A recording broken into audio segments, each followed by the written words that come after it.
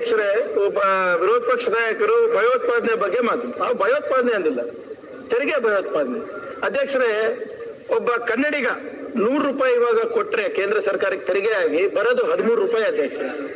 ಅದೇ ತೆರಿಗೆ ಒಬ್ಬ ಉತ್ತರ ಪ್ರದೇಶದವ್ರು ಕೊಟ್ರೆ ಅವರಿಗೆ ದುಪ್ಪಟ್ಟು ಹೋಗುತ್ತೆ. ಮಧ್ಯಪ್ರದೇಶ, ಬಿಹಾರು 3 ಪಟ್ಟು ಹೋಗುತ್ತೆ. ಅಂದ್ರೆ 100 ರೂಪಾಯಿ ಕೊಟ್ರೆ 278, 88, 300 ಹೋಗುತ್ತೆ. ನಮ್ಗೆ 13. ನಾವು ಕೇಳ್ತಾ ಇರೋದೇನು ಅಧ್ಯಕ್ಷರೇ, ನಮ್ಗೆ ಒಕ್ಕೂಟ ವ್ಯವಸ್ಥೆದಲ್ಲಿ ನಮ್ಗೆ 100 ರೂಪಾಯಿ ವಾಪಸ್ ಕೊಡಬೇಡಿ, ಅಟ್ಲೀಸ್ಟ್ 25 ರೂಪಾಯಿ 30 ರೂಪಾಯಿ ಕೊಟ್ರೆ ನಾವು ಅದು ಬೆಟರ್ ಇನ್ಫ್ರಾಸ್ಟ್ರಕ್ಚರ್ ಕೊಡ್ತೀವಿ, ಉದ್ಯೋಗ ಸೃಷ್ಟಿ ಮಾಡ್ತೀವಿ, ತೆರಿಗೆ ಜಾಸ್ತಿ ಆಗುತ್ತೆ. ಈಗ ಅದು ಕೇಳತ್ತ ಅಧ್ಯಕ್ಷರೇ, ಅದು ಕೇಳಿದ್ರೆ ಇಲ್ಲ ಏನು ಕೊಡಲ್ಲ. ಆಮೇಲೆ ಅಲ್ಲಿ ಏನ್ ಮಾಡ್ತಾ ಇದಾರೆ, ಆ ಒಕ್ಕೂಟ ವ್ಯವಸ್ಥೆದಲ್ಲಿ ಅವ್ರು ಯಾರು ದುಪ್ಪಟ್ಟು ಪಡಿತಾ ಇದಾರೆ, ಅಲ್ಲಿ ಶಾಲೆ ಕಟ್ತಾ ಇದಾರ, ಅಲ್ಲಿ ಏನ್ IT ಕಂಪನಿಗಳು ಹೋಗ್ತಾ ಇವ.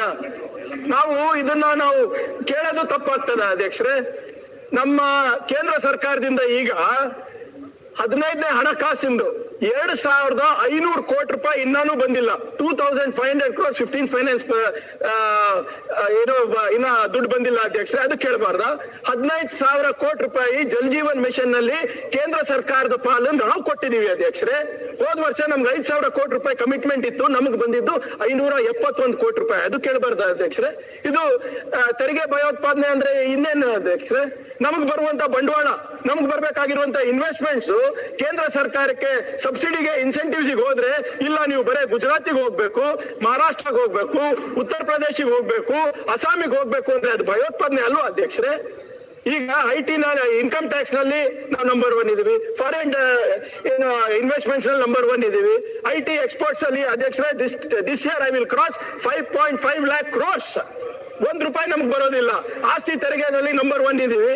ನಾವ್ ಏನಾದ್ರೂ ಹೆಚ್ಚು ಕೇಳಿದ್ರೆ ತಪ್ಪೇನಿದೆ? ನಾವೇನ್ ಎಲ್ಲಾನು ಕೇಳ್ತಾ ಇಲ್ಲಲ್ಲ, ಅದಕ್ಕೆ ನಾವು ತೆರಿಗೆ ಭಯೋತ್ಪಾದನೆ ಅಂತ ಹಾಕಿದೀವಿ. ಏನ್ ಕನ್ನಡಿಗರ ಪಾಲ್ ಕೇಳೋದ್ ತಪ್ಪಾಯ್ತಾ? ಅವರಿಗೆ ನಿಜವಾಗ್ಲೂ ಕನ್ನಡಿಗರ ಬಗ್ಗೆ, ಕರ್ನಾಟಕದ ಬಗ್ಗೆ ಏನಾದ್ರೂ ಕಾಳಜಿ ಇದ್ರೆ ನಮ್ ಜೊತೆ ಕೈ ಜೋಡಿಸ್ತಾರೆ.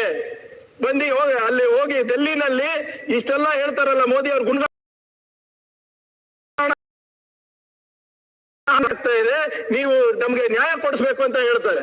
ಹೋದ ಬಾರಿ ಇಡೀ ಕ್ಯಾಬಿನೆಟ್ ಎಲ್ಲ MLAಗಳು ಡೆಲ್ಲಿಗೆ ಹೋಗ್ಬೇಕಾಗಿತ್ತು ಅಧ್ಯಕ್ಷರೇ. ಪ್ರತಿಭಟನೆ ಇತಿಹಾಸದಲ್ಲಿ ಮೊದಲನೇ ಬಾರಿ all MLAs protested in front of Delhi. ಏನಕ್ಕೆ ಅಧ್ಯಕ್ಷರೇ? ನಮ್ಗೆ ಪಾಲ್ ಬರ್ಬೇಕಾಗಿತ್ತು NDRF ನಲ್ಲಿ, SDRF ನಲ್ಲಿ, ಸಂವಿಧಾನಿಕ ಅದು ಕೊಟ್ಟಿಲ್ಲ. We went to Supreme Court on that terrorism.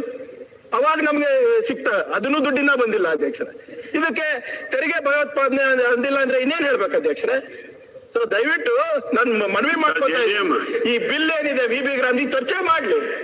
ಕಾರ್ಮಿಕರ ವಿರುದ್ಧ ಇದೆ, ಪಂಚಾಯತ್ ವಿಕೇಂದ್ರೀಕರಣ ವಿರುದ್ಧ ಇದೆ, ಸಂವಿಧಾನದ ವಿರುದ್ಧ ಇದೆ, ಕರ್ನಾಟಕ ವಿರುದ್ಧವಾಗಿದೆ. ಅವ್ರು ದಯವಿಟ್ಟು ಅದನ್ನ ಅರ್ಥ ಮಾಡ್ಕೊಂಡು ಚರ್ಚೆಗೆ ಬರ್ಬೇಕು ಹೊರತು ಹಿಂಗೆ ಅವರು ಕೇಶವ್ ಕೃಪಾಗೆ ಮತ್ತೆ ನಿಮ್ಮ ಕೇಂದ್ರ ಸರ್ಕಾರಕ್ಕೆ ಮನವೊಲಿಸ್ಲಿಕ್ಕೆ ಹಿಂಗೆ ಕನ್ನಡಿಗರಿಗೆ ಅನ್ಯಾಯ ಮಾಡಬಾರ್ದು ಇವರು. ಅಧ್ಯಕ್ಷರೇ, ಏನಿಲ್ಲ, ಈಗ ಪದೇ